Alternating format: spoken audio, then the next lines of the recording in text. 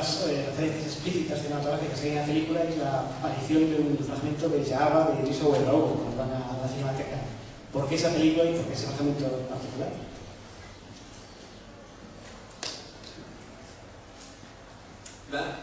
Ça c'est pareil en fait, c'est-à-dire que dans le film, il y avait vraiment la volonté à la fois de raconter cette histoire d'amour, etc., mais aussi de raconter dans cette idée un peu de l'intemporel dont on parlait,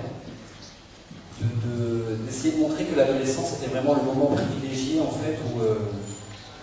où un individu est confronté à l'art. C'est-à-dire que j'ai l'impression qu'on est... c'est vraiment au lycée, pour le coup, beaucoup plus qu'au collège, où on peut, dans la même journée, en français, lire un texte de Mallarmé, qu'on nous parle de la contre-réforme en histoire, qu'un prof soudain nous amène à la cinémathèque voir un film, et c'est-à-dire que moi je garde un souvenir pas forcément inoubliable, on va dire, de mes heures au lycée, mais par contre je sais que c'est vraiment là où s'est forgée une culture. Or en France en ce moment, il y a une espèce de mouvement intellectuel, de mouvement politique principalement,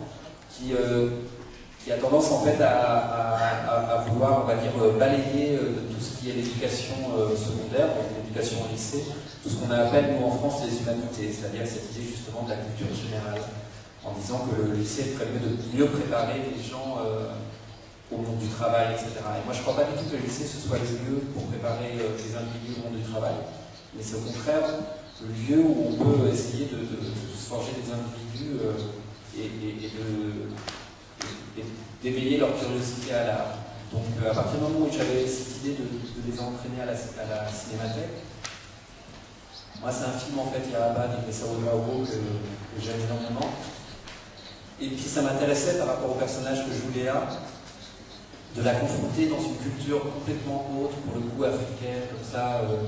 en plus de ce petit village africain avec cette femme qui vient de se marier en fait avec un homme et qui le jour même de son mariage en fait va se faire embrasser sous un arbre par un autre homme. Ça faisait partie pour moi de l'universalité que je recherchais dans le film. Et comme le personnage de Julie en fait tout ce qu'elle ressent à l'intérieur, en fait,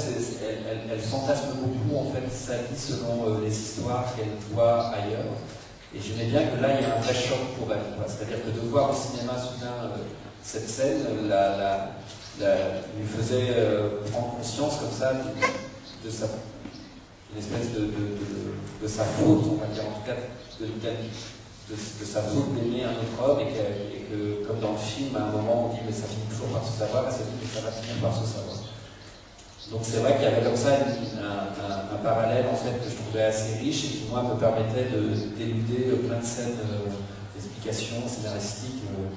c'est-à-dire que ça existait de manière très très belle dans le film de Lisa Wedraogo, autant le placer directement dans le film.